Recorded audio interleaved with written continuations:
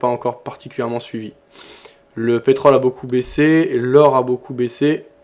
Après, du côté de l'eurodoll, ça stagne. Je suis très légèrement positif, mais de rien du tout. On va dire que je suis sur le point d'entrée. Euro-yen se maintient assez haut. Voilà.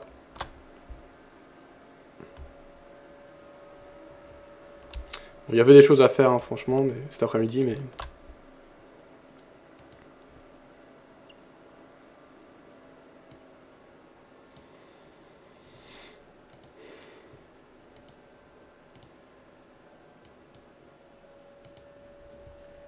Alors, sur le chat écrit, il y avait Phil qui laissait un lien. Ça, c'est le G20. Il disait Scoop. Bah, d'ailleurs, on va faire un petit point quand même sur les nouvelles par rapport au G20. Les nouvelles en général. Avant ça, on regarde donc ici, c'est sur le pétrole. Graphique partagé par Phil. Avec une baisse, correction, hausse. Donc une pattern qui s'est dessinée, une figure harmonique. Donc on va repartir à la baisse, sauf si on casse les précédents plus hauts. qui correspondent en plus à un seuil important et psychologique important, les 100. 97,61. Autrement, si on repart à la baisse, on pourra retourner vers les 90, voire vers les 85. Donc, voilà, c'était un graphique journalier, donc une vision de temps moyen-long terme. Alors, FBF qui pense que le DAX va partir à la baisse. Sur le DAX, on a... Toi, Fab, t'as qu'une position sur l'euro-dollar, t'en as pas pris d'autres entre-temps? Non, bah là sur Rodol, je suis en levier max de toute façon, donc j'ai pas la possibilité de trader autre chose. Ok, impec. Voilà, donc pression vendeuse effectivement, et puis on apprend le même scénario. Donc lui, il pense, FBF, qu'on pourrait poursuivre le mouvement de baisse vers les 7570. On verra ce qu'il en est. Weedly, tu vas laisser courir toi en overweek la position sur Orion ou tu vas couper ce soir? Scoop qui disait le seul euro c'est de la marche.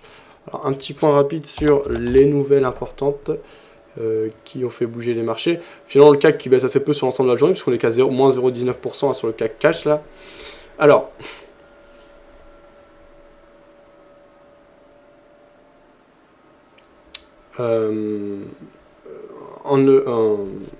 sur Boursorama, voilà ce qu'on pouvait lire.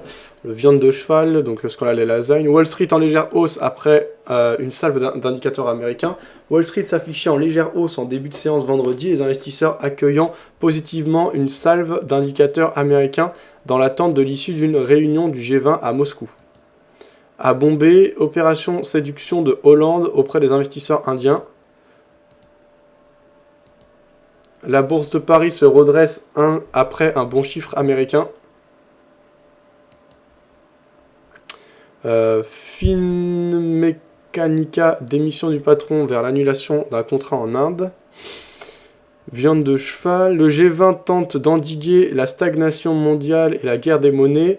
Les pays riches et émergents du G20 se sont réunis vendredi à Moscou pour tenter de mettre fin à la stagnation de l'économie mondiale, plombée par la zone euro dans l'espoir d'écarter la menace d'une guerre des monnaies.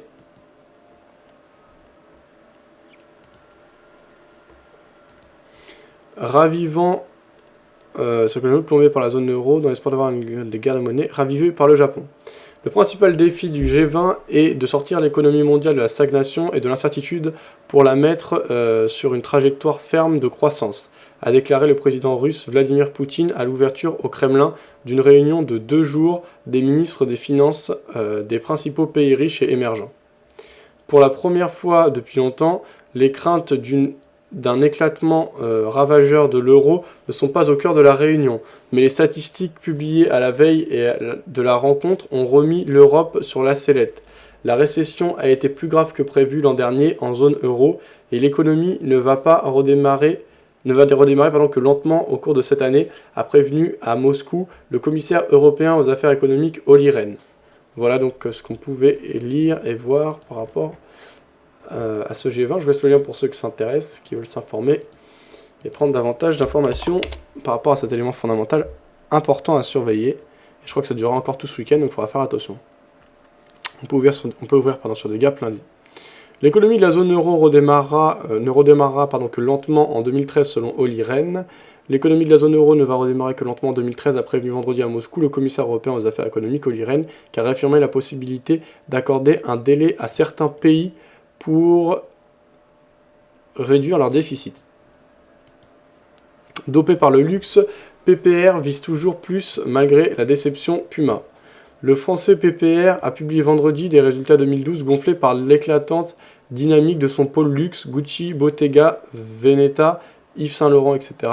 et affiche toujours de hautes ambitions pour 2020 malgré la déception des performances. Le fisc français réclame 52,5 millions d'euros à Microsoft. 30, j'ai pas l'impression que ça va y bouger plus que ça. Ah ouais, c'est possible. Bah là, c'est pas encore fini là. Je vais attendre la clôture en Europe. Puis moi, de toute façon, je dois pas partir tard. Donc vers 17h45, moi, je vais partir. Mais attention, parce qu'il y a quand même le G20. Donc quand il y a le G20, on n'est jamais à l'abri. Mais ce week-end, par contre, attention, hein, ceux qui vont laisser courir des positions overweek, faut que vous sachiez que le G20 aura une importance particulière et pourra amener de la volatilité. Donc on n'est pas exclu d'ouvrir sur des gaps lundi. Donc attention. L'économie de la zone euro ne redémarra que lentement, on a vu. Dopé par le luxe, on a vu. Fixe français, machin. Ok, bon, c'était tout ce qu'on voyait au niveau des grosses news. Je vais jeter un petit coup d'œil du côté de Romandie. Un cliché, hein.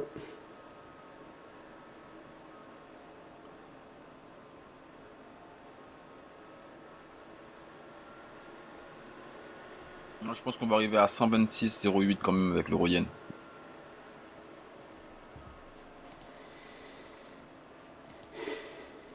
« 126,08 tu dis? Ouais, Ce soir, là? c'est possible. Oui, tout est possible. Mais ça me paraît quand même... Après, c'est vrai qu'avec l'euro yen, tout est possible. Hein. Ouais, pour moi c'est pareil, ça me paraît quand même chaud. Mais... il faudrait casser la résistance. Qu'on a 125 Honnêtement, 414. honnêtement, là, on a la même configuration que lundi.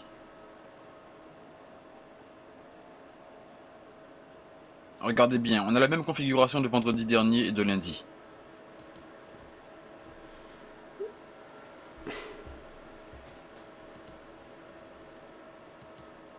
Alors, ouais, donc vraiment, ce qui tient le haut de l'affiche aujourd'hui, c'est... pareil.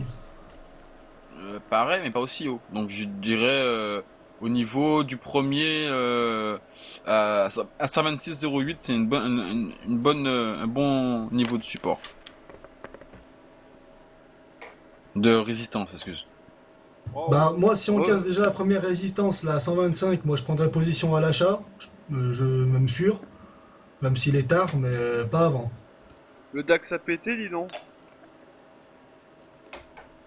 Ça y est, il a cassé à la baisse. Il casse à 7600 là. Ouais, bah ça y est, c'est bien. Enfin, c'est bien pour ceux qui sont short, mais... Non, mais moi, parce que je suis en ordre d'euro, donc j'espère que ça va faire... ça va tirer à la baisse l'euro face au dollar un petit peu. Mais bon, pour l'instant, ça n'a pas l'air de suivre particulièrement.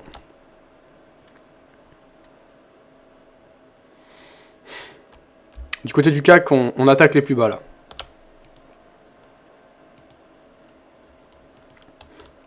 Par contre, aux États-Unis, on reste assez haut, on est sur de simples phases de correction, sans plus.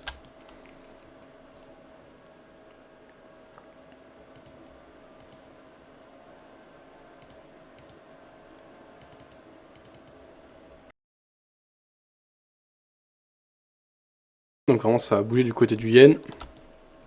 Il y avait des sous à prendre. Ouais, l'euro yen, ouais, il y avait du pognon à prendre, ouais, putain, ça a pas mal bougé.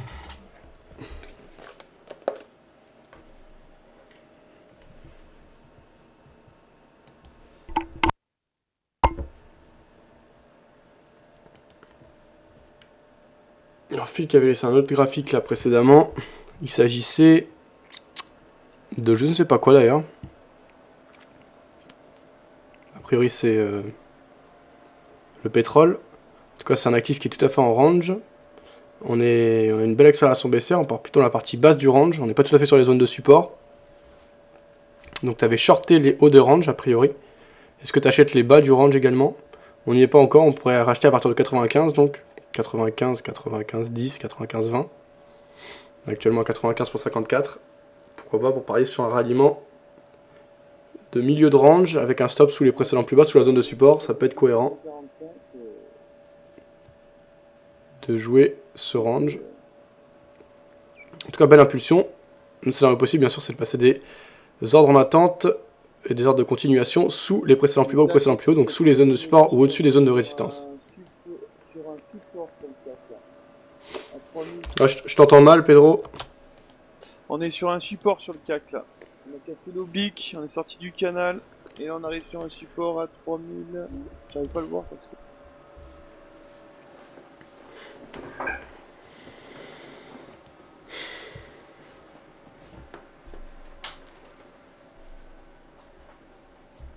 On est dessus. 3650. On est dessus. Le CAC, il y a moyen d'aller chercher les 3600 là. 620. Attention, on est sur un support là. Ah, si on vient à casser ce support, à mon avis, il y a peut-être des chances d'aller chercher les 3620. Ouais, 3620. Là en support, moi sur DAX, j'ai 75-75. Et CAC, j'ai 3650. On l'a touché quoi. Ouais, moi pareil. Le DAX, on l'a pas encore touché par contre. Au revoir.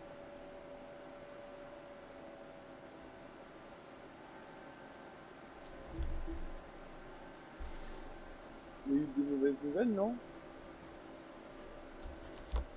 Je sais pas. Je pense que c'est par rapport au G20. Dow Jones revient sur sa MM de temps. On est sur des supports là. Bah, ce qu'a dit le mec là au G20, c'est Olli Rehn, il a dit que ça allait pas reprendre vite l'économie européenne en 2013, que ça allait reprendre lentement. Donc on va dire que c'est un peu de pessimisme en Europe. Parce que là, on est sur support partout sur les indices. Hein. À part sur DAX, il nous manque que 10 pips.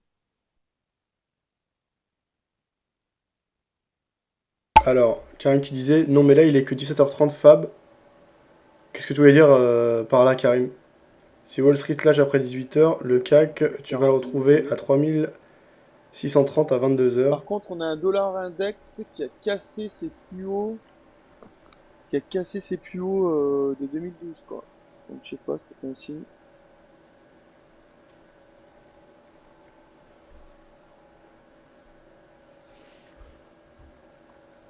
Ouais, là, on est vraiment. Non, même pas 2012, on est sûr. Ouais, on a cassé les plus hauts 2012.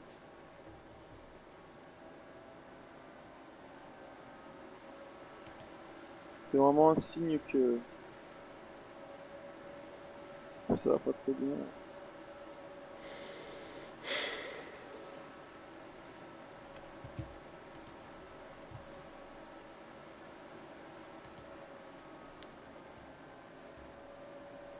De la croissance dans la zone euro au ketchup de Warren Buffett, on écoute le point fondamental réalisé par la Côte Bleue.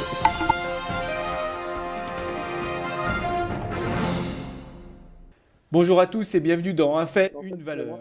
Un petit coup de blues en Europe après avoir pris connaissance fin janvier des chiffres de croissance décevants pour les États-Unis. Eh bien, c'est aux Européens d'annoncer des chiffres encore plus décevants. Isor, avez-vous des chiffres? Eh bien oui, dans la zone euro, le PIB a reculé de 0,6% au quatrième trimestre 2012. Eh bien, c'est moins bien que prévu.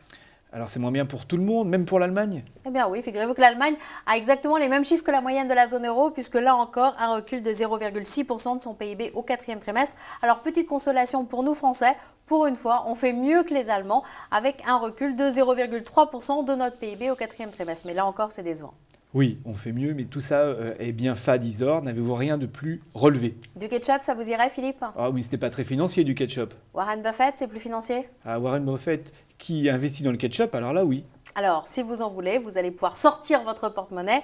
Warren Buffett, plus exactement le fonds de Warren Buffett et 3G Capital, ont décidé d'acheter Heinz, qui est le groupe qui possède la célèbre marque de la bouteille rouge, pour 28 milliards de dollars, dettes comprises. Voilà, je crois que c'est un record dans le monde de l'agroalimentaire, pas étonnant, on est aux États-Unis, Warren Buffett. Eh bien, merci Isor. Quant à nous, on se retrouve pour un prochain Un fait, une valeur.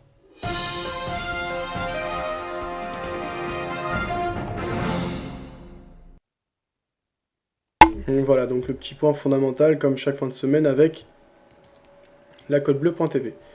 Alors, on enchaîne. Analyse technique du CAC. Donc, il est encore en train de bouger, donc ça va pas être des plus intéressants. Il y avait un gestionnaire de fonds de Barclays qui s'exprimait au micro de Décideur TV. On écoute ça.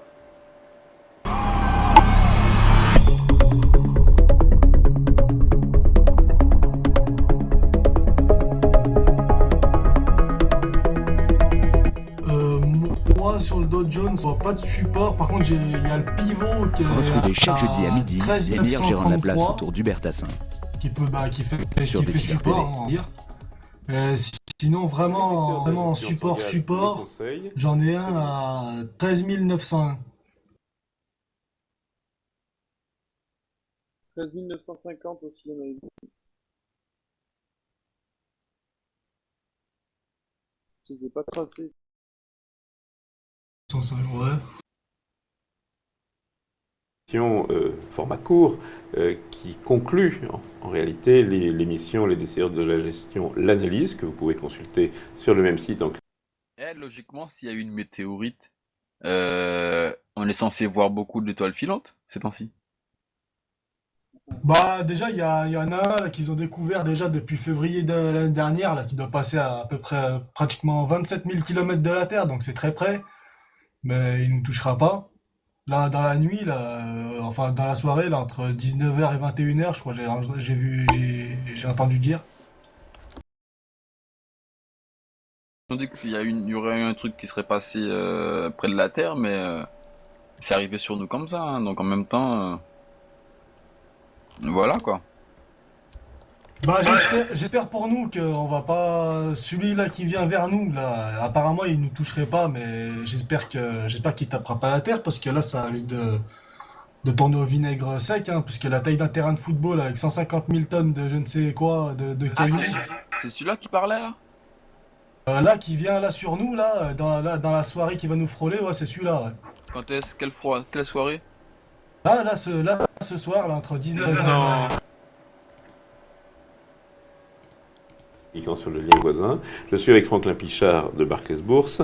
Alors Franklin, un conseil d'achat. Un conseil d'achat, écoutez, j'ai envie de surfer sur la vague des hausses de ce matin, ce vendredi. Bolloré. Bolloré a bénéficié d'une étude favorable d'un broker ce matin qui n'a pas hésité à dire que le titre pouvait encore doubler. Pas mal. Alors c'est pas mal, surtout qu'on a déjà doublé. Donc Bolloré est un groupe qui a révélé beaucoup de bonnes choses au cours de l'année 2012. Alors aujourd'hui, qu'est-ce qui permet Quels sont les market movers, comme ils disent? Alors les market movers, pour pouvoir réitérer une année 2013 aussi bonne que 2012, il y en a plusieurs. Déjà, ce qui avait été important et ce qui avait dopé le titre en 2012 et qui reste forcément vrai en 2013, on avait eu ce retrait de CFAO. Donc l'autre groupe coté sur le marché et le continent africain. Donc si je veux jouer l'Afrique, j'ai pas voilà, beaucoup aujourd'hui, de vecteurs. si on veut jouer l'Afrique et le continent africain, Bolloré a une croissance à 2 chiffres depuis plus de 10 ans en Afrique. Donc on sait que c'est un marché qui est parfaitement maîtrisé, sur lequel ils sont très forts. Donc on a une possibilité de jouer le continent africain en dehors de tous les trackers certificats qui peuvent jouer sur tel ou tel pays.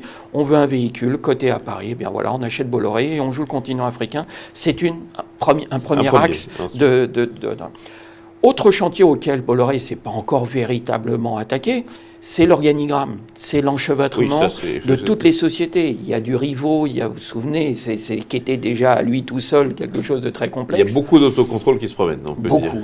Donc, une simplification de la structure peut être créateur de valeur et peut-être un driver de valeur boursière, parce que les gens vont comprendre. Valeur boursière, mieux. on comprendra mieux. Oui. Quand on voit les noms complètement exotiques des sociétés qui sont dans la mouvance du groupe Bolloré, ça a été commencé. Le Tonkin. Voilà, ça a été commencé. Mais peut mieux faire et veut faire. Donc on a véritablement quelque chose d'intéressant. On a eu ce matin ADS qui a dit que finalement il renonçait, après les incidents de Boeing, aux batteries utilisées et qu'ils allaient revenir sur des batteries conventionnelles. Bolloré a son activité batterie conventionnelle.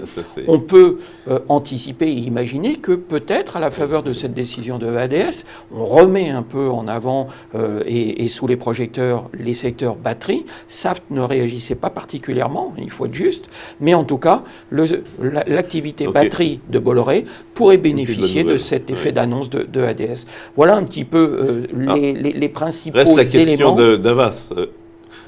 Publicis sort des bons résultats et Avas, il y a encore du boulot, c'est l'impression qu'on a. Il y a encore du boulot, mais par rapport au moment où Oui. Bolloré est rentré Oui, et a eu son siège, on a déjà eu des améliorations.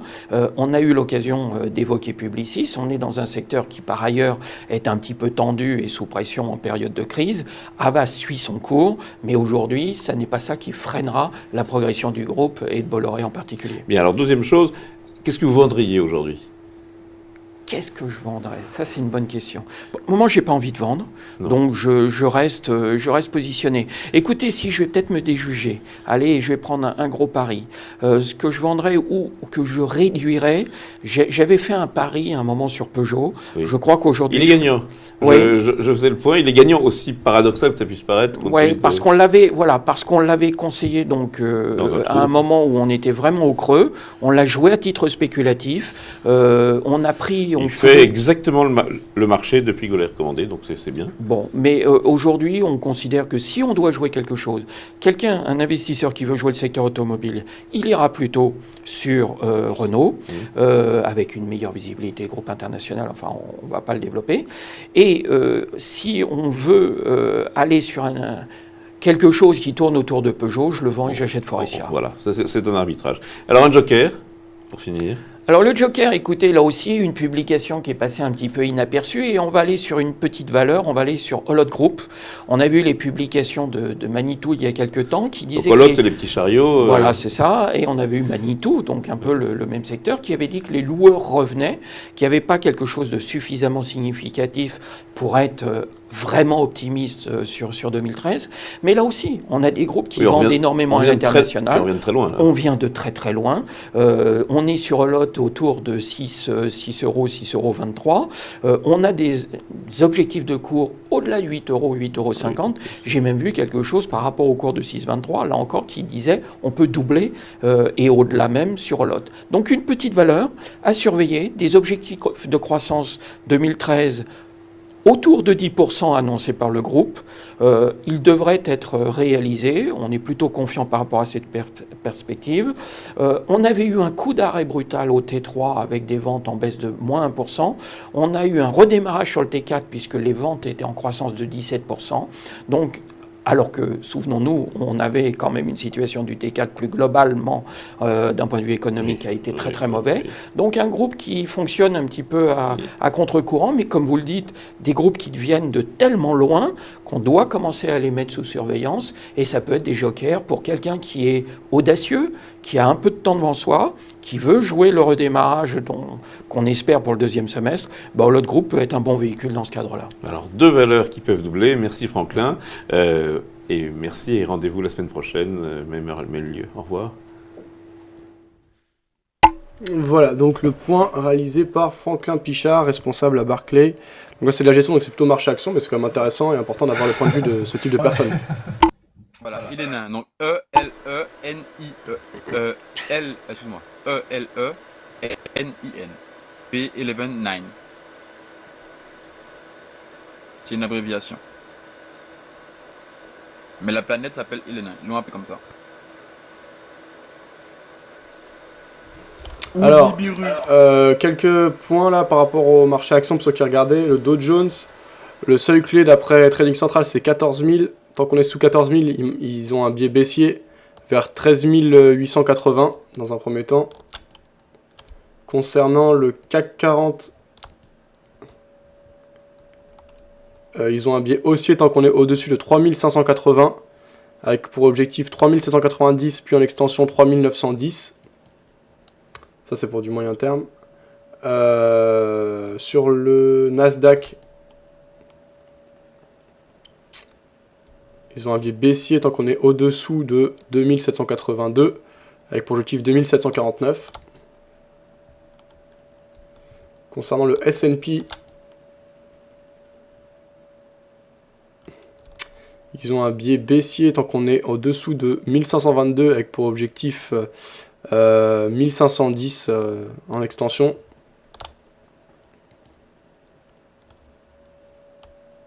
Voilà, voilà. Alors juste un dernier point sur le DAX, pour ceux qui... Il y en a qui traitent le DAX.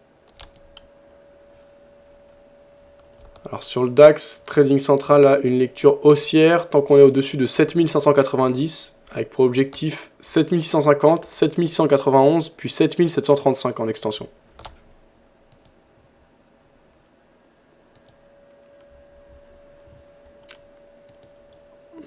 Il y en a qui ont encore des positions là, par Weedly. Pardon, excuse-moi, je sais pas compris. Non, je disais, est-ce qu'il y en a d'autres qui ont... Il y en a qui ont encore des positions à part toi? Je sais pas. Ok. Moi, dans aucune position. J'ai failli prendre position à la baisse là sur l'USD CHF, mais ça s'est pas fait. D'accord, ok.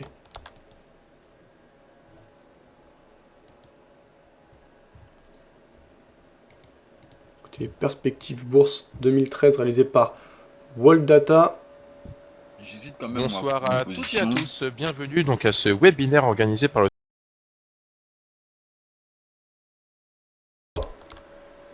J'hésite à couper ma position. Ok. le thème de ce soir. Mais non. Donc Je pense que je vais la laisser sera Par rapport à perspective l'euro-yen. anticipation boursière pour l'année Ouais, 2013 je vais avec mettre le notre pas invité 0 et exceptionnel puis qui est notre je vais voir ce que ça formateur fait au sein du demain. centre Welltrade, Gérard Sagnier. Donc alors, on va effectuer maintenant deux Parce que sur ton petits broker et tests tout, solo. Donc déjà, les marchés ils donc, évoluent par quand rapport à même ma voix, si le week-end.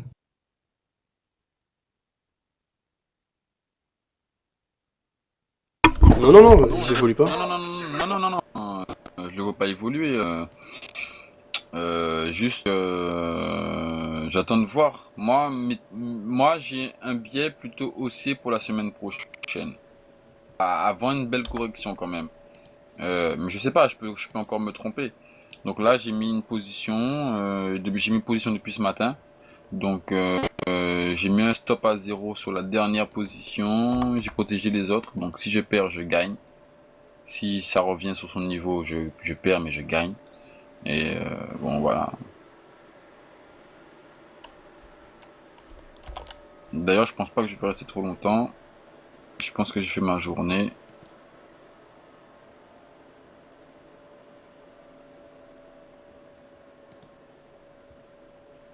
vous m'entendez correctement, me mettre un OK Après, ou c'est un pour oui l'amour dans le du dialogue. risque. Hein. Voilà.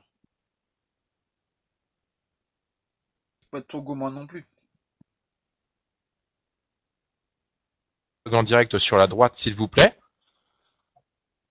Voilà, très bien. Et maintenant, donc, je vais laisser Bon, pour moi, 6h moins 10, la les parole gars, donc, bah, à je vais y Chef aller. Sagnier. Ok, bye, bonne soirée. Si je vais y aller. Bah, les mecs, allez, à plus C'est tard. c'est quoi le bilan de ta journée, Alexis, là? Pardon? Ouais, le bilan de ta journée, c'est quoi? Positif ou négatif? Non, aujourd'hui, c'est vraiment une journée de merde. J'ai fait 3 pertes. 3 pertes, à peu près. Là, j'ai perdu. Attends, j'ai un petit coup de téléphone, 2 minutes. Ok. T'as fait des positions, Fab, là, avec suite au mouvement? Non, bah, moi, comme je t'ai dit tout à l'heure, hein, je suis vendeur au dollar. Rien à signaler. Il y a le Dow Jones qui est sur qui a touché sa MM 20, qui a fait support. J'ai pas pris, mais elle a cassé sa MM 200 et la MM 20 a fait support. Ouais, en tout cas, on a eu un bon rattrapage des marchés US par rapport aux marchés européens qui avaient décalé dans un premier temps. A priori, c'est bien Olli Rehn qui a fait bouger les marchés à la baisse en déclarant des perspectives pessimistes pour 2013. Donc les marchés américains, je crois pas qu'il y ait news particulière aux États-Unis, se sont corrélés à cette tendance plutôt morose, pas excessive mais plutôt morose, des marchés européens. Donc voilà ce qu'on peut dire. Une belle performance de moins 120 € pour moi, les gars. Ouais, bon, après, les journées parlantes, il y en a. Est-ce que tu as des regrets par rapport à ça, ou est-ce que tu regrettes rien de ce que tu as joué et t'as tout joué en fonction de ton plan de trading? Vraiment, ouais, j'ai tous les 3 trades que j'ai pris là ce matin, je les regrette tous parce que en fait, j'ai même pas respecté mon plan de trading. Ça veut dire qu'en fait, j'ai pris une position, je crois, acheteuse sur l'or, alors que j'avais mes moyennes mobiles qui étaient à la baisse. Elles remontaient juste un petit peu, mais j'avais rien de confirmé. Et les trois positions, pareil. Donc, ouais, totalement. Je suis vraiment, mais incohérent, quoi. Je suis déçu de moi-même, là, aujourd'hui, vraiment. Moi, j'ai fait mes positions, ça me fait 115 pips de gain. Enfin, 115 pips. 115 pips, 150 pips de gain. Bonne soirée à tous. Bon, allez, bonne soirée, Fab, bonne soirée tout le monde. Une bonne soirée à tous, à la semaine prochaine pour ceux qui seront là. Salut. Mais je pense que ça va encore monter hein, quand même l'euro yen là. J'ai coupé mais avec un petit regret quand même. Mais bon. Bonne soirée. Bye. Tout de suite, donc il va se présenter, qui va faire un petit test son avec vous, et ensuite on va pouvoir donc débuter la formation. Alors petite information technique plutôt, si jamais vous voyez que le son hachure ou sature, n'hésitez surtout pas à éteindre tout logiciel utilisant votre bande passante. Ça peut être une page de streaming vidéo comme BFM ou encore votre logiciel qui sera en train de tourner derrière. Comme ça, vraiment, vous êtes concentré dans la formation et toute la bande passante est allouée au webinaire. Donc maintenant, je vais laisser donc la parole à Monsieur Sagnier.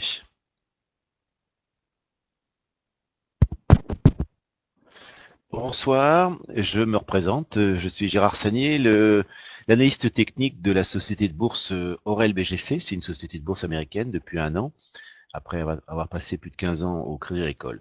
Bien sûr, je suis le formateur de Wildata depuis presque 7 ans et également j'enseigne dans un 3e cycle qui s'appelle l'SSK.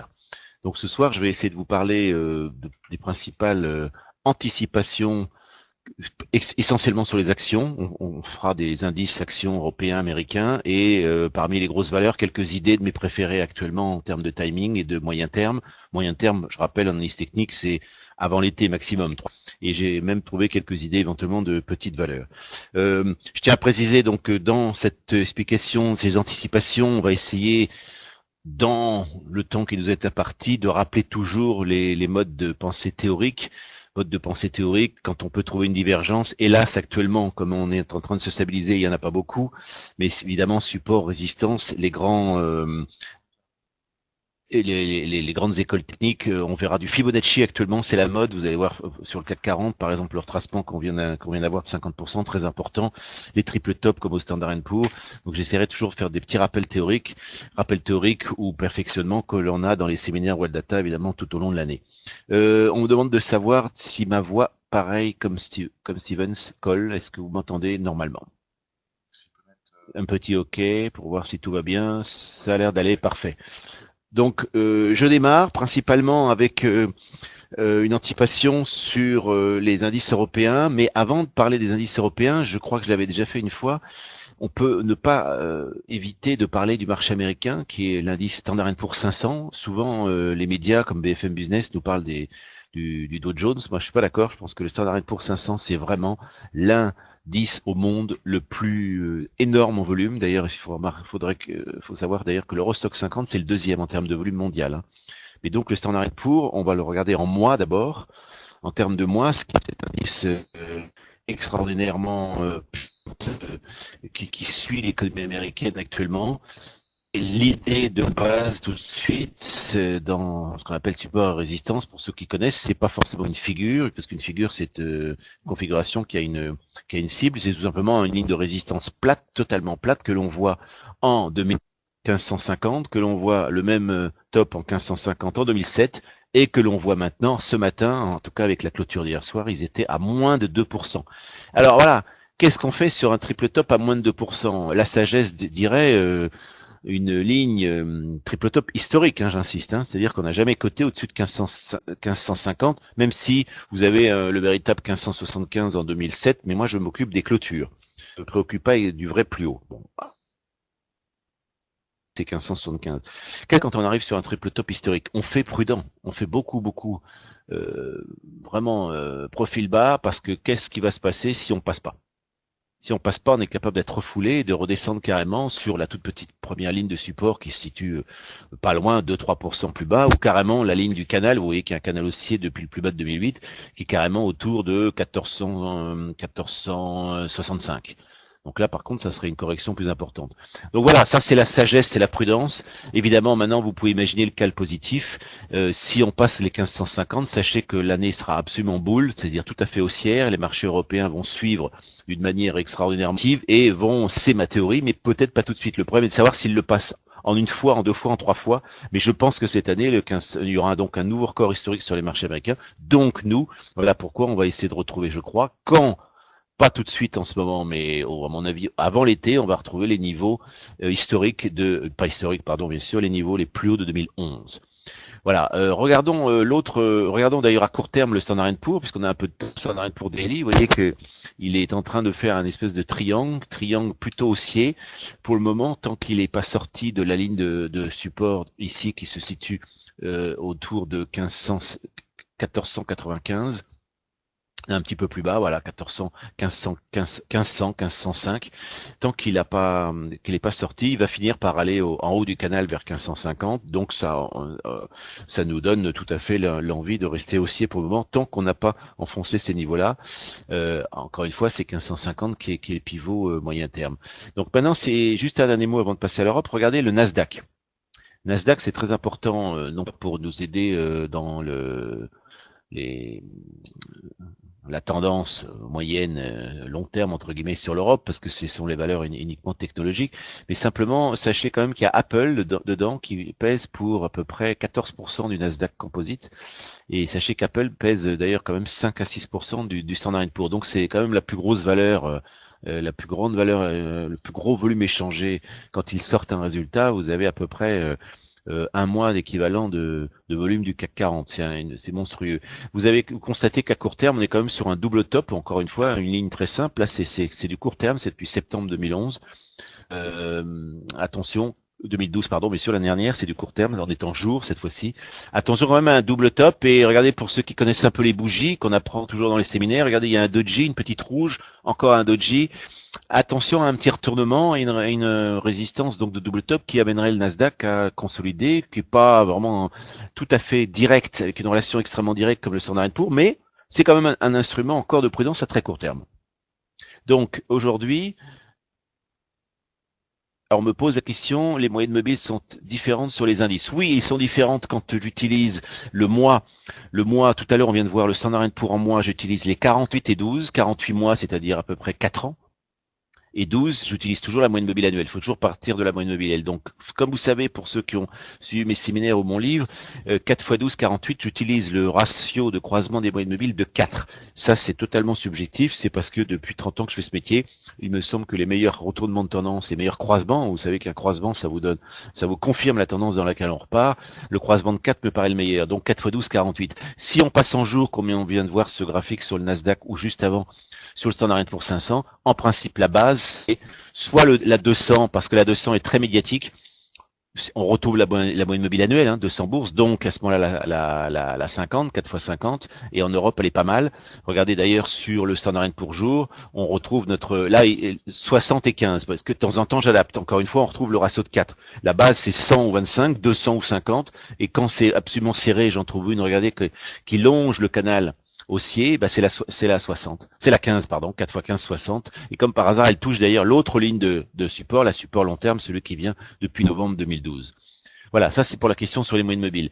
Un mot sur on m'a dit, oui c'est ça, juste avant, une petite parenthèse, on m'a dit, quand est-ce que sort malheureusement le livre, c'est-à-dire la deuxième étape la deuxième édition du livre qui est sorti en 2006 et qui sera agrémenté d'une discussion et d'une relation, cette fois-ci avec l'économique. La première partie, ça sera qu'est-ce que c'est que le fondamental.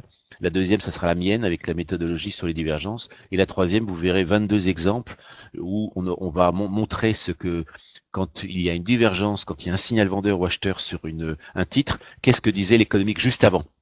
Si moi j'annonce une divergence baissière avec tous les critères que vous connaissez, bougies japonaises, etc., on va regarder ce qu'écrivaient les stratégistes économistes ou les économistes juste avant, les analystes financiers juste avant, pardon, et ça donne ce troisième chapitre qui est, je crois, très sympathique et très concret. Voilà, ça c'était pour votre question d'un monsieur qui m'a demandé quand est-ce qu'est sortie la deuxième édition. Alors on va continuer sur l'Europe. Sur l'Europe. Alors ça, maintenant, c'est intéressant. Donc, vous avez vu le contexte. Structure moyen-long terme haussière avec un record historique à dépasser. Court terme, quand même, prudence. Alors, c'est exactement ce qui s'est passé sur le CAC 40, puisque on va d'abord démarrer sur le mois, le graphique en mois, le monthly. Voilà, regardez-le. On va enlever voilà, ici. Vous avez vu, on en avait parlé pour ceux qui étaient déjà présents au webinaire. Il y a une ligne de résistance extrêmement importante qui date, non pas du record historique, mais qui date du plus haut de 2007. Vous vous souvenez, c'était 6954 de mémoire. Si on pouvait enlever, voilà, c'était, c'était 6100, c'est ça, 6154, c'est bien ça. Et si vous passez cette ligne par le plus haut de la crise de 2011, c'est-à-dire 4165, vous trouviez une longue ligne qui a été vraiment essayée d'être attaquée un tout petit peu au début 2012, qui a été attaquée, regardez le nombre de mois, on a mis 4 mois pour vraiment avoir une bougie totalement verte cette ligne. Et si vous prenez la moyenne mobile 4 ans, vous voyez, j'essaye d'adapter les moyennes. Cette fois-ci, puisqu'on est en mois, je travaille encore une fois, on retrouve notre 48 mois, donc 4 ans. Regardez comme elle a accompagné absolument le haut de cette ligne, c'est-à-dire le haut de 2011 et le haut de démarrage d'avril 2012 et qui a été cassé définitivement. Cette moyenne mobile, elle a été bien cassée définitivement à partir de ce mois-là. Non, après, voilà, le mois d'après, voilà, elle a été cassée à partir de là. Donc, qu'est-ce qu'on trouve? S'appuyer le plus bas d'ailleurs il y a une semaine 3006, il vient de chercher comme par hasard, c'est le plus bas du canal. Et donc si vous voulez tranquillement continuer et trouver quand est-ce qu'on pourra retrouver les niveaux de 4165 sur le CAC, c'est-à-dire les plus hauts de 2011, on peut très bien même aller vous voyez, là on retrouverait en septembre. Donc quand j'ai proposé l'été, ça serait août parce que je pense qu'on peut y aller avant, mais vous voyez qu'il faut encore quelques mois. Et alors qu'est-ce qui se passe aujourd'hui? Quelques mois, pourquoi? Parce que ce qui vient de se passer aujourd'hui peut-être va se reproduire encore. Regardez le graphique du même CAC 40 mais en jour. Qu'est-ce qu'on a eu? Donc une très très bonne tendance, vous vous souvenez, en novembre, quand on a tous cru que ça allait partir à 3240 enfoncé, on a tous cru que ça allait vraiment casser. On pouvait déjà dessiner la ligne noire, parce qu'ici on avait bien 2 points, le vrai plus bas de l'année dernière, 2943, puis le deuxième plus bas, ici en juillet, à 3065. Si vous continuez maintenant sur ce point-là, on ne le savait pas à l'époque, c'est-à-dire en novembre, quand on a coté de 3240, entre parenthèses, il vous donne aujourd'hui le support moyen long terme, quand même, depuis un an, qui pourrait nous donner éventuellement c'est le maximum, en dessous duquel 3560, je vais être très clair. Si on enfonce 3560, c'est un point énorme.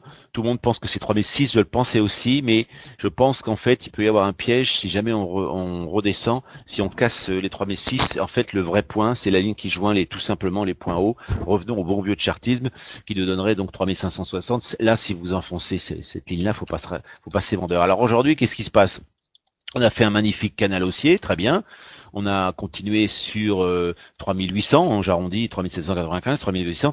Et là, il y a eu quand même un peu de brutalité, comme si tout d'un coup, l'euphorie, je parle des économistes, des stratégistes, de toute la presse, les BFM Business et compagnie, c'est l'année des actions, c'est reparti à la hausse, on va se taper une année exceptionnelle, explosive. Moi-même, j'étais un peu trop haussier au départ, et je reconnais que cette baisse a été un peu brutale, c'est un petit peu gênant. On a perdu quand même 5,10% en 7 bourses. Hein.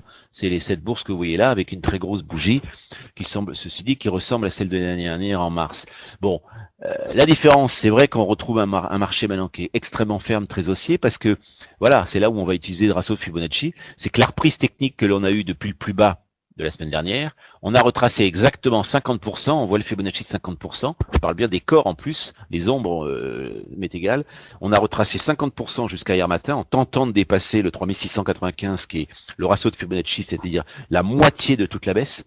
Moitié de toute la baisse, pour moi, c'est un pivot extraordinaire. Si vous arrivez à mettre une clôture au-dessus clairement du 50%, c'est reparti, et c'est même plus 0,618 qui compte pour moi dans ce genre de marché, quand c'est très très court comme ça, 7 jours, 5 jours, de reprise, le 50%, s'il est dépassé, c'est reparti à la hausse. À ce moment-là, ça vous donnait, à part la toute petite ligne chartiste que vous avez sur 3745, c'est au-dessus, puisque ça, c'est le ratio de Fibonacci, c'est 3695. Sinon, vous retournez au plus haut, j'arrondis à 3008. Mais comme par hasard, vous avez vu aujourd'hui, qu'est-ce qui s'est passé aujourd'hui? Comme par hasard, le ratio de Fibonacci a absolument été marqué, c'est-à-dire on a collé une rouge.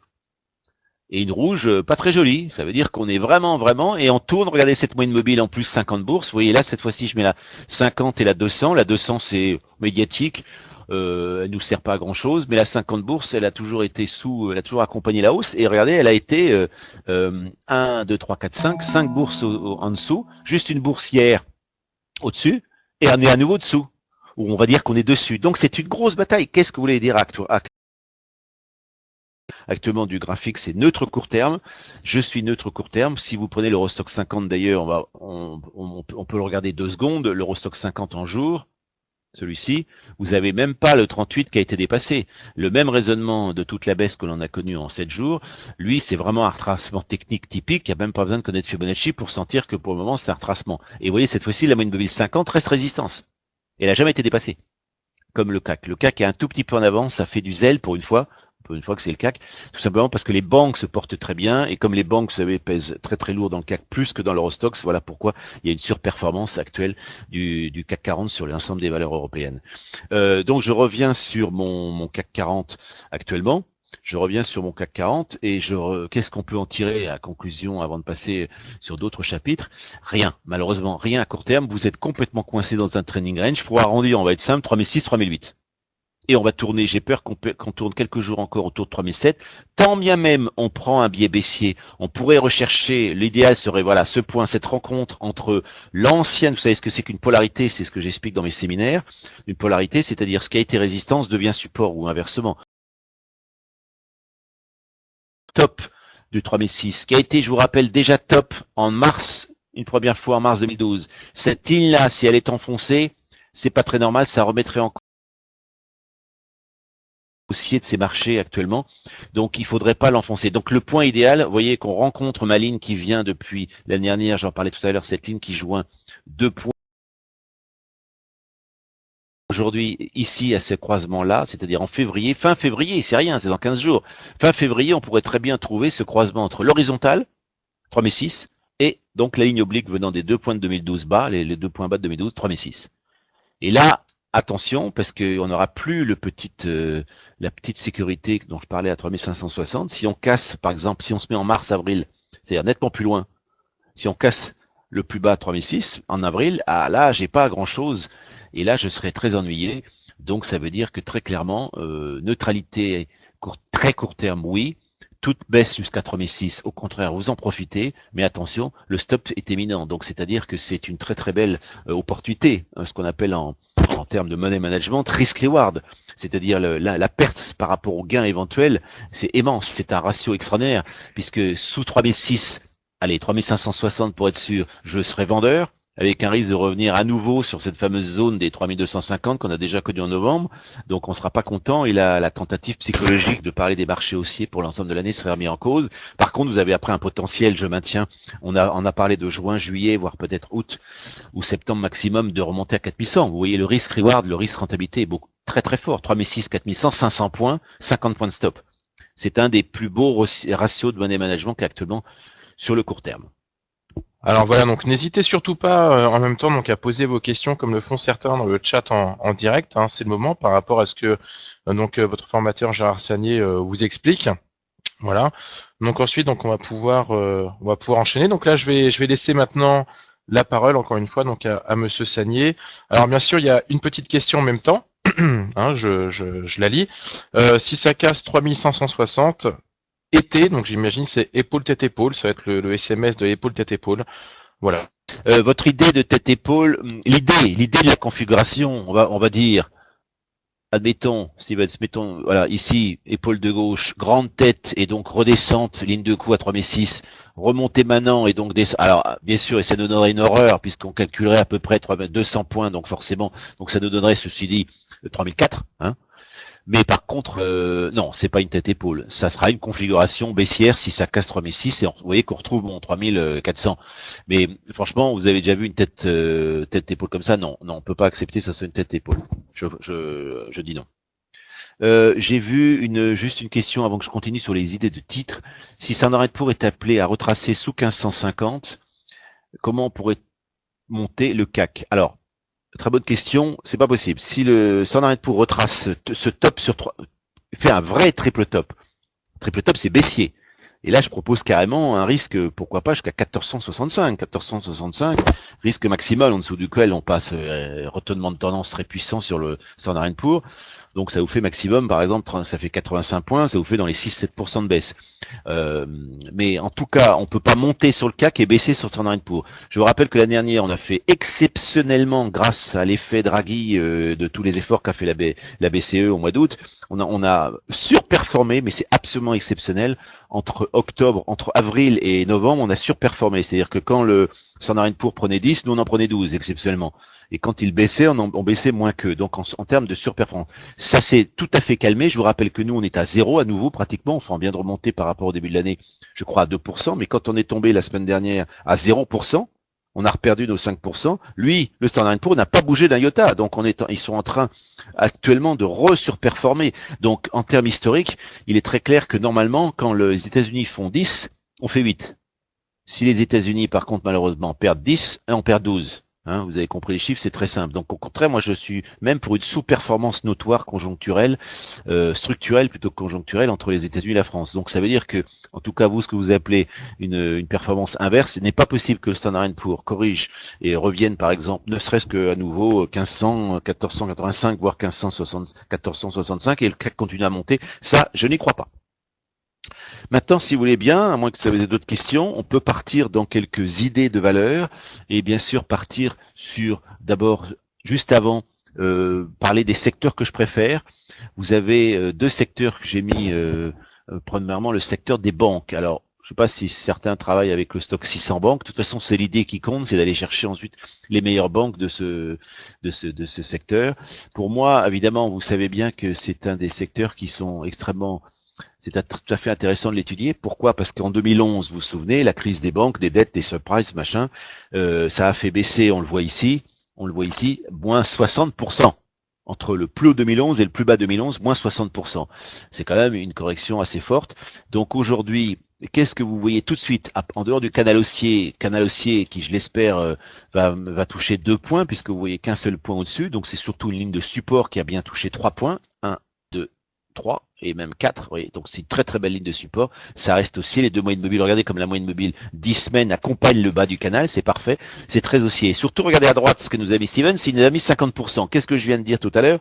Je viens de dire que quand un marché corrige de 100 et redépasse moins 100 par exemple, et redépasse donc 50, c'est-à-dire le ratio de Fibonacci, c'est très très boule. C'est pour moi le pivot extrêmement fort. Les retracements techniques, on a vu tout à l'heure, le 50 à 38, ce sont des petits retracements. 50, c'est la base.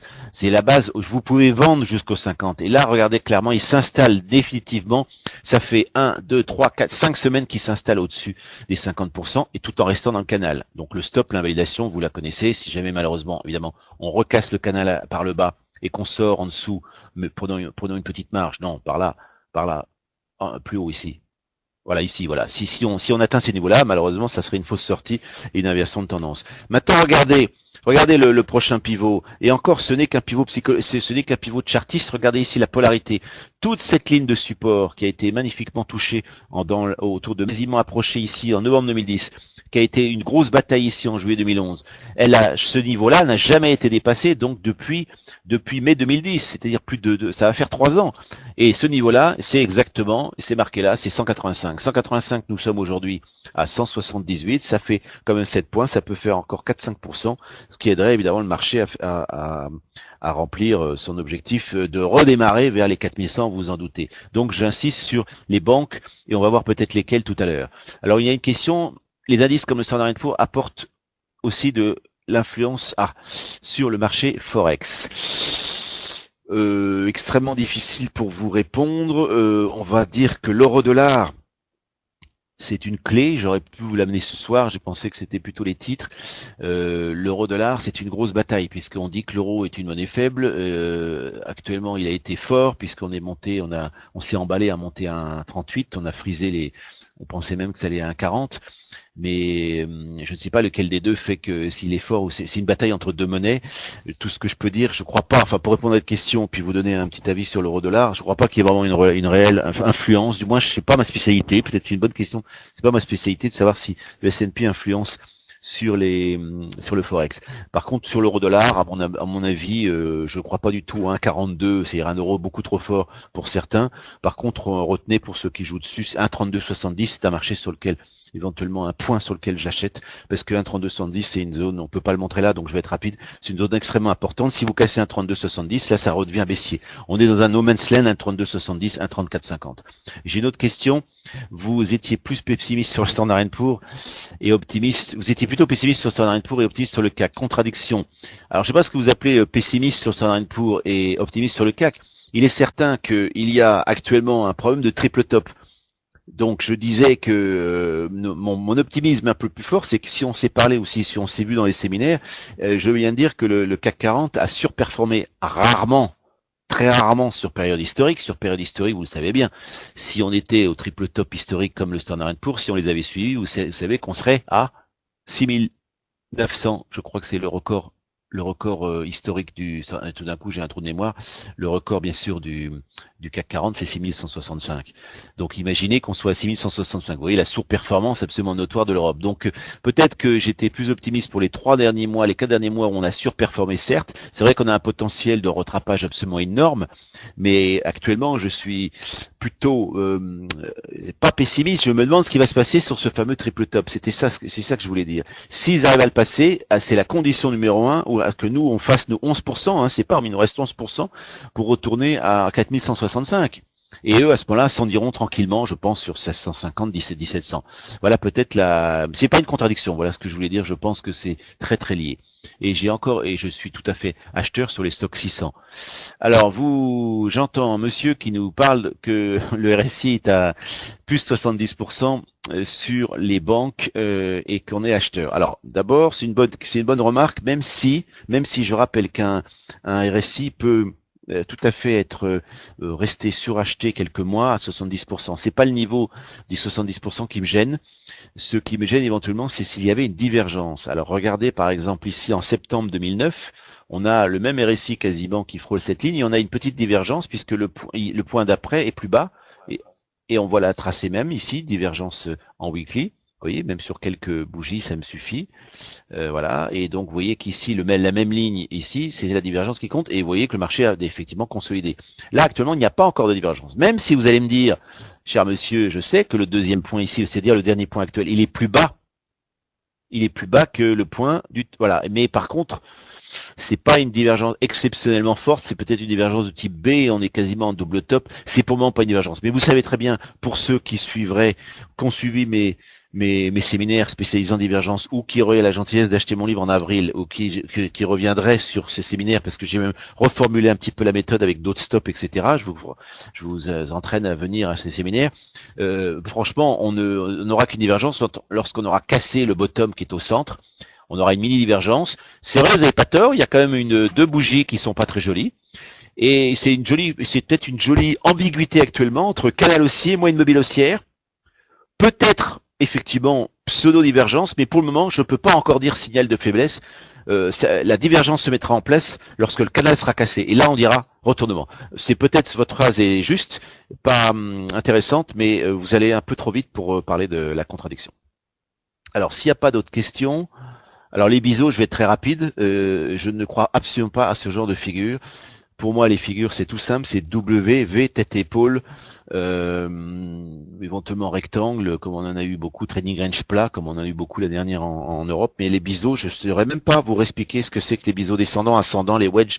J'y crois pas du tout, je les pratique pas. Pour moi, c'est presque une paresse, c'est-à-dire quand on ne peut pas dessiner un canal, eh ben on dessine des choses qui s'appellent des biseaux, des triangles, dont j'ai absolument pas la sécurité de sortie. Je me méfie beaucoup. J'ai jamais eu de magnifiques exemples sur les sorties de biseaux. Je suis un peu, mais attention, dans mes séminaires, j'explique qu'il faut choisir. On a des recettes de cuisine, on choisit sa recette et votre voisin ou votre ami qui dit ah ben moi je le fais pas comme ça. Ben, c'est exactement pareil en analyse technique. J'ai mes recettes à moi, j'ai mes préférences et dans les figures j'exclus les biseaux. Voilà, je suis désolé. Alors maintenant, si vous avez encore, on peut passer sur les idées de titres. Idées gros titres. Pardon, j'oublie le deuxième secteur qui me sent à jouer, c'est food and beverage. Regardez alors ce qui est gênant, c'est de le prendre au plus haut. Là, cher monsieur, il n'y a pas de de RSI suracheté, puisque regardez, historiquement, moi je m'intéresse à l'analyse technique et la relativité par rapport au passé. Vous avez en juillet l'année dernière, le RSI qui est parti à 80. Donc aujourd'hui, il est même, pour moi, il est même encore, il peut très bien retourner à 80.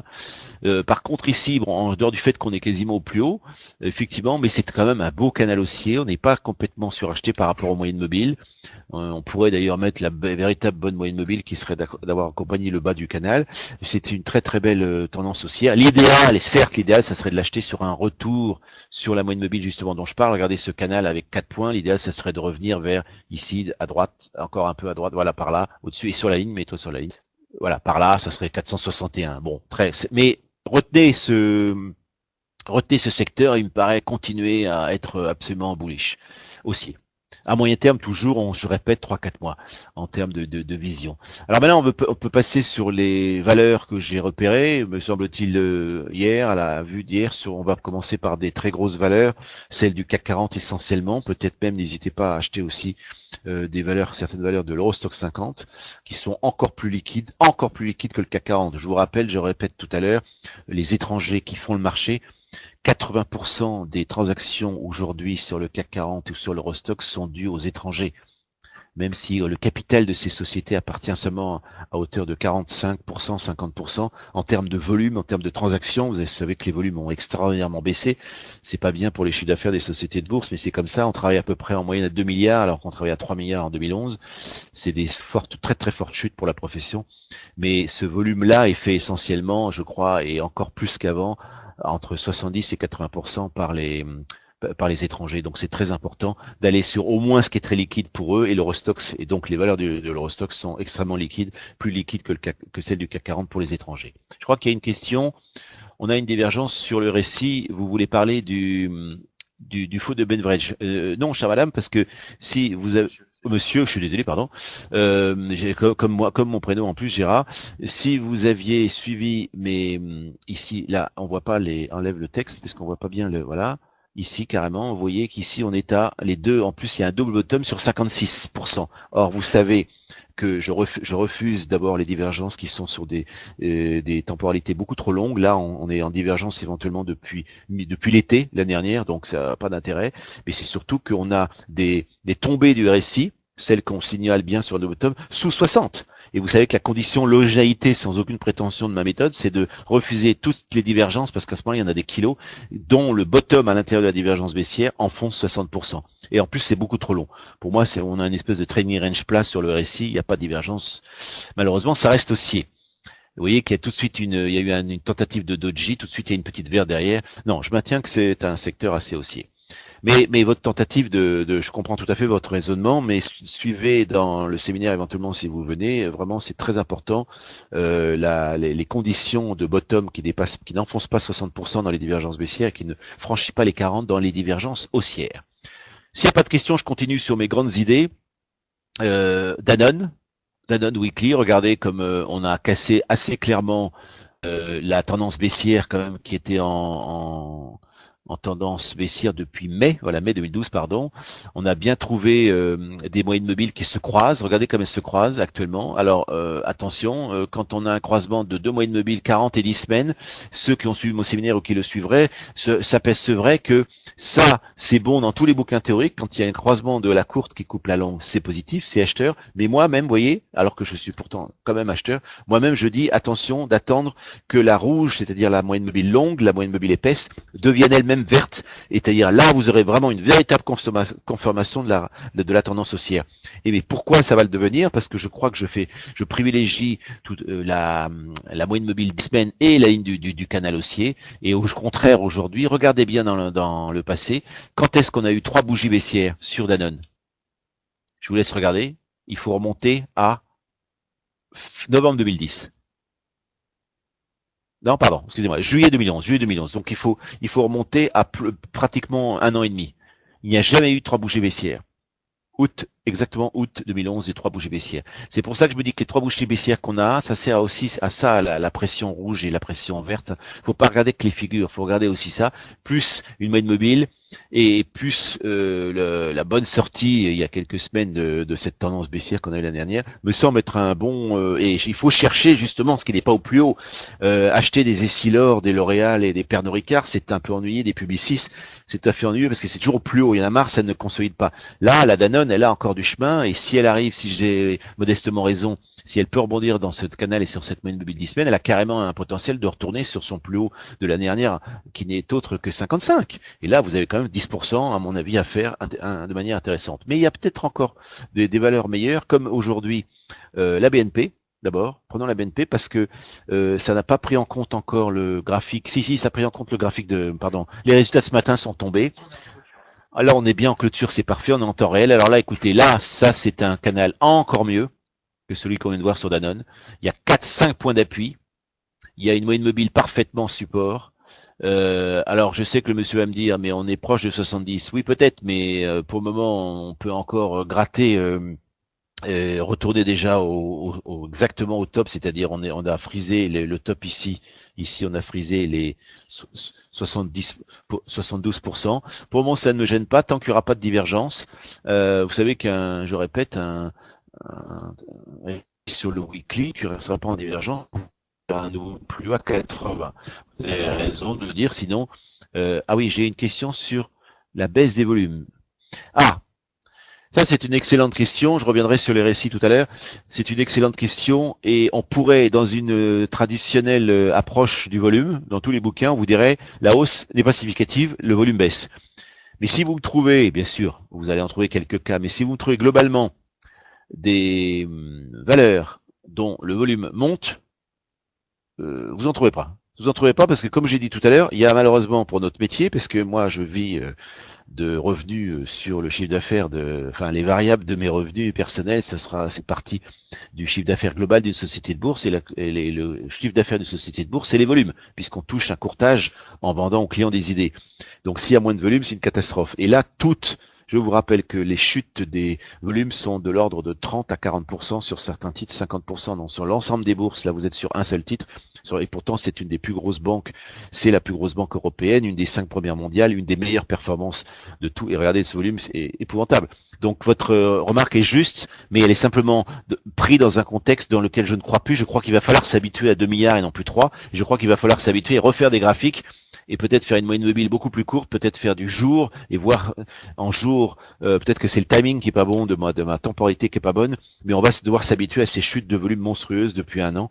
Donc je crois que là, je prendrai pas en compte cet effet baisse des volumes, montée du titre. Non, alors je continue sur les idées. Donc j'aime beaucoup BNP qui, je crois, pourrait remonter carrément à un potentiel, encore une fois, si mon marché dépasse mes 3008 qui sont maintenant notre repère et peut aller à 4100. On a, nous, un repère, c'est la ligne tout simplement des deux derniers plus hauts de 2010 et 2011 qui pourrait nous la ramener dans les 53. Et donc, ça nous ferait quand même 4 et 3 à 7. 7, ça nous fait à peu près 15% au moins de hausse, qui serait assez logique. Si le marché, même plus, 47, on va dire, à 53, ça fait 3 et 3, ça nous fait 18%. Et là, ça serait logique, parce que si notre marché, si j'ai raison, modestement de penser que le CAC peut retourner à 4150, je crois, si je me trompe pas, ça fait à peu près 11 à 12%. Les banques doivent surperformer. C'est pour ça que je vous ai mis tout à l'heure le secteur 600 banques. Les banques doivent surperformer. Si je reviens sur je sais bien que certaines personnes me disent, mais le récit en hebdomadaire, attention, hein, en hebdomadaire est peut-être dans une zone proche du surachat qu'il a jamais été dépassé. Oui, mais alors profitez à ce moment-là de tous les replis. Regardez, on a fait cette semaine quasiment le haut du canal. Oui, bien sûr, on pourrait le passer par le haut. Profitez à ce moment-là, peut-être dans une semaine, dans 2 semaines, dans 3 semaines, un retour sur cette ligne pour calmer le récit. Le récit à ce moment-là consolidera peut-être sur un 63-65%. Profitez. Quand je dis achat aujourd'hui, qu'on soit bien d'accord, c'est un achat moyen terme. Moyen terme, c'est maximum l'été avec un CAC à 4100. Aujourd'hui, à très court terme, je suis pas convaincu même qu'il faille acheter n'importe quoi, n'importe comment. Si ce n'est, on va pas revenir, si ce n'est 3006 avec une invalidation extrêmement claire de ne pas casser les 3006 voire les 3540. Alors, le Crédit Agricole, je l'ai pas préparé parce que je l'aime pas. vous avez raison, il est très très bas, oui certes, il est évidemment, moi quand j'étais au Crédit Agricole, je l'ai connu à 33, hein, donc je crois qu'on a vu un plus bas une horreur, quelque chose comme 3 euros, c'est assez catastrophique, c'est un peu la France Télécom des banques, oui c'est vrai, elle est très très basse, mais je sais, c'est pas du tout ma préférée, on va pas montrer le graphique, malheureusement, je vous montrerai à ce moment-là le mois prochain, mais je préfère la BNP et la Société Générale. Alors, je peux continuer sur Carrefour. Carrefour qui a été massacré, mais tout à fait massacré l'année dernière et encore en début, la distribution, la consommation, etc. Regardez comme j'aime beaucoup techniquement cette valeur. On a quand même incontestablement un canal absolument splendide, haussier. On a une moyenne mobile qui s'appuie, qui est magnifique. La 10 semaines, la 12 semaines, elle est quasiment parfaite. Et regardez surtout l'ancien double top très court qu'on avait en novembre, à la fin de l'année 2011, vers novembre 2011. Regardez comment on vient en plus horizontalement s'appuyer dessus. C'est le cours tout simplement de novembre 2011. Ce qui a été résistance devient support, plus la moyenne mobile, plus le canal haussier. Je pense que là, on a probablement et 3 bougies baissières. On a un très très important niveau. S'il casse, alors qu'est-ce que ça va donner? Monsieur tout à l'heure qui m'avait parlé d'une divergence, il y a, si on peut desserrer il y a à ce moment-là, je dis simplement à ce moment-là, effectivement, bon, regardez le point ici, le premier point du récit ici, voilà, là, 69,53. Donc déjà dans mon là c'est encore une discussion spécifique pour ceux qui ont le module de divergence de la société Waldata, ils ne le prendraient pas puisque on ne prend pas une divergence en sous 70. Mais on peut quand même se permettre à 69,53 de dire et de vérifier si ce point-là est bien. Par contre, là je serai intransigeant.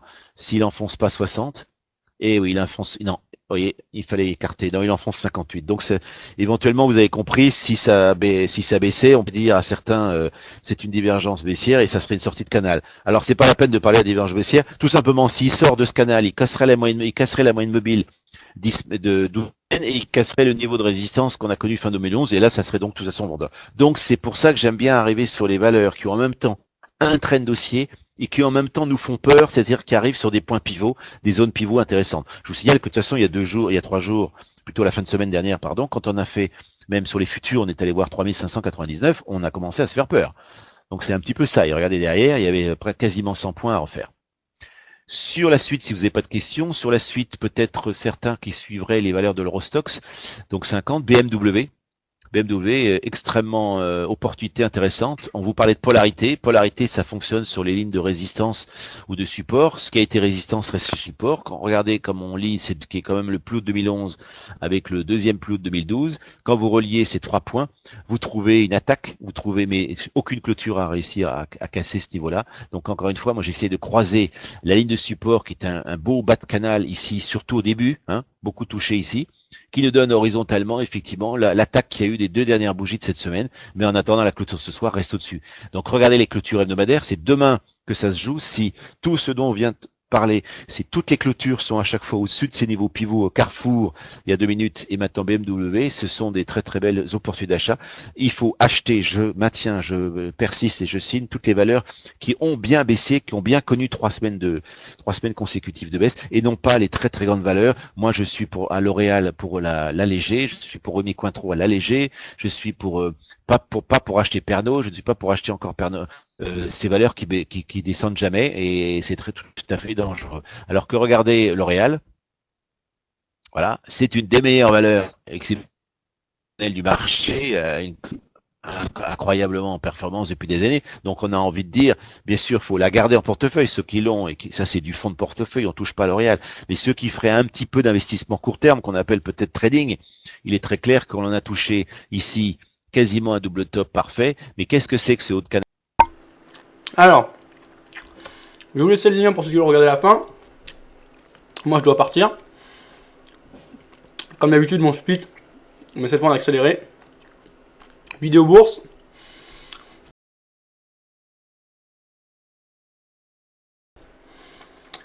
On va dire site qui vise à informer les traders, et notamment les traders particuliers, mais pas que. Des gens expérimentés. Là, vous avez pu suivre un analyse connu et reconnu. Travaille dans un professeur dans les écoles, etc. Alors,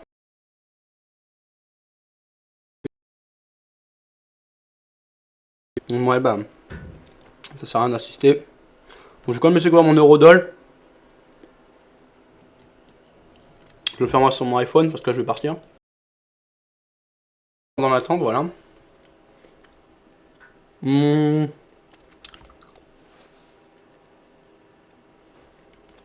je vais fermer Eurodoll même. J'ai tout fermé. 792. Je suis un peu déçu quand même par rapport à ce qui aurait dû être fait. Ça reste une semaine légèrement positive. Je vais pas pleurer. Donc ouais, sur videobourse.fr, vous retrouvez l'ensemble des vidéos sur internet relatives à la bourse, au trading, à l'investissement, à l'économie. Dans la partie vidéo, classée par genre, l'idée est de présenter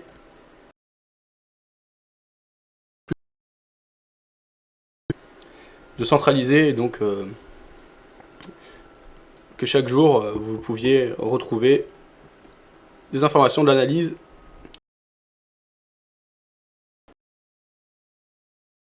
Vous avez le forum avec plus de 3750 membres, je crois qu'on doit être à 3800 peut-être maintenant. Inscrits, des dizaines de messages échangés chaque jour, un forum très actif, 3760. Des débats, des analyses à partager. N'hésitez pas à vous rendre sur le forum, c'est actif, ça répond bien. Vous trouverez des oreilles intéressantes et des gens aussi pertinents, des professeurs qui répondent et qui participent régulièrement au forum. Vous avez la partie broker et courtier, ça si vous voulez parler, si vous voulez passer de la théorie à la pratique, si vous écoutez cette vidéo et ce live par exemple et que vous n'avez pas de... Et bien dans la partie broker et courtier, vous pouvez voir un comparatif des différents brokers et les tester en ouvrant des comptes démo chez ces derniers. Donc des comptes démo, ce sont des comptes virtuels qui vous permettent de trader dans les mêmes conditions. Donc c'est vraiment intéressant et je dirais presque indispensable, pour moi indispensable mais pas pour tout le monde on va dire. Mais très important en tout cas pour débuter, pour comprendre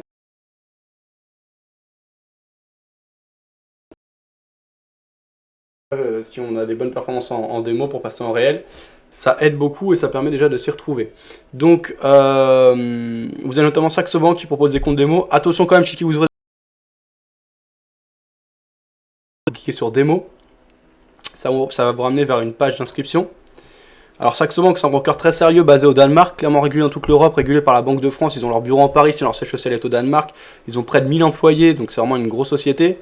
Voilà, ils vous demandent votre nom, adresse électronique, numéro de téléphone, code postal, et ensuite vous cliquez sur trader maintenant. Donc eux ça leur fait un prospect, puisque si vous ouvrez un compte démo, ils savent que vous êtes intéressé par le trading, donc éventuellement après ils vous envoyer un mail, alors je sais pas, voilà, un client là, termes et conditions, donc vous avez toutes les informations dans les termes et conditions concernant Saxo Bank. Ils vont pas abuser, c'est un broker très sérieux, ils n'ont pas que ça à faire de toute façon. Mais quoi qu'il arrive, ça leur fait un prospect, donc comme ça ils peuvent vous contacter une fois par mail ou par téléphone pour savoir quels sont vos projets, etc. Faire leur travail correctement. Alors ce qu'il y a, c'est que tout le monde ne travaille pas aussi bien. Il y a des brokers moins sérieux qui ne sont pas régulés et qui vont parfois appeler, voir si que vous connaissez pas bien les marchés, peut-être essayer de vous embobiner, etc. Donc faites attention, regardez bien la régulation et travaillez de préférence, voire exclusivement, avec des brokers agréés par l'AMF qui est l'autorité des marchés financiers. C'est le cas de Saxo Bank, ça va être le cas de FXM, ça va être le cas de Alpari, ça va être le cas de Active Trades. Vous allez avoir plein de brokers comme ça, IG Markets, qui vont être clairement régulés, sérieux, etc. Les autres, attention, s'ils ne sont pas régulés, ils peuvent être intéressants, notamment par rapport au bonus, etc. Mais méfiez. Broker régulé. Et donc celui qui est le plus mis en avant en ce moment est sur videobourse.fr depuis pas mal de temps, depuis des années, même si parfois on a d'autres campagnes, etc. C'est Saxo Bank, broker très sérieux qui a fait ses preuves. Voilà, vous n'aurez aucun problème. Vous avez énormément d'échos et de personnes qui sont chez eux.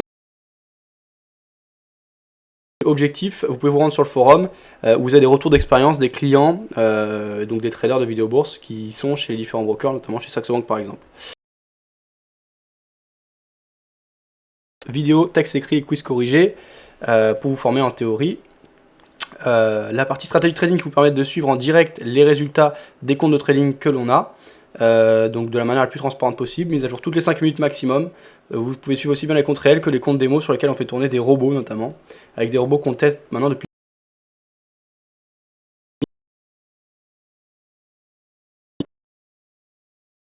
Xbook. Tout ça vous retrouvez dans la partie stratégie de trading. Voilà donc les résultats obtenus depuis mars 2020. 11. On traverse une phase un peu difficile, ça fait partie du jeu. On cherche pas les stratégies qui gagnent à tous les coups, mais les stratégies qui gagnent sur le long terme, c'est le cas de ces stratégies. Bien sûr, le chat écrit,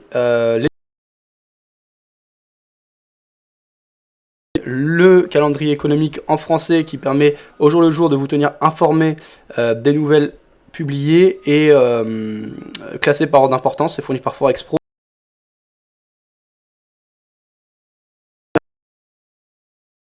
On va interviewer les traders ou on organise des choses, et bien vous pouvez retrouver tout ça dans le menu de gauche sur la page des salons ou dans la partie vidéo salon conférence. Dernier en date c'était Marc Raffard et Philippe Lermier en conférence.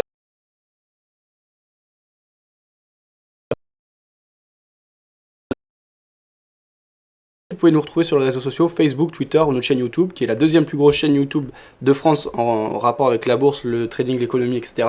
Derrière BFM Business, qui nous a gros boulot, du contenu très régulièrement ajouté. Skype si vous voulez discuter avec moi directement. Voilà.